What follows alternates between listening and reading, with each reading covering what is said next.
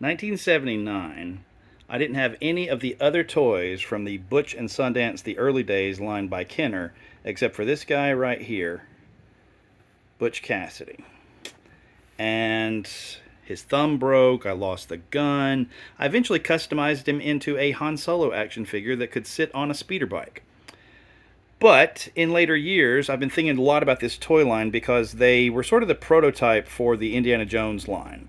They had the quick draw mechanism for getting the gun out of the holster, and it was operated by a button. This one kind of works. You can kind of make the click, and then it'll pop forward just slightly. Not as strong as it once was. Got this guy off eBay recently. Great price. Nobody else bid against me. And then, like the Indiana Jones figures that followed, the legs would flare and the knees would bend so they could sit astride the horse.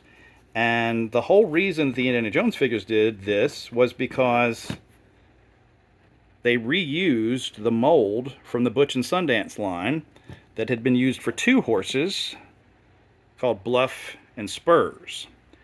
And when the Indy line reused this as the Arabian horse, then that meant the Indy figures would have to flare at the hips and bend at the knees. So the design was not perfect. The knees can actually, from the legs, from the knee down, can actually just be removed. I don't want to strain it. But then on the Indy toy line, that's why they put the pin in there to keep that from happening.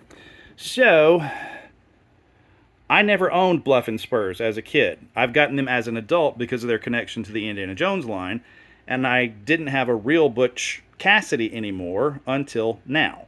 So this is my first time ever putting Butch Cassidy onto his horse, Bluff. Now I guess I gotta find a Sundance figure to go on Spurs.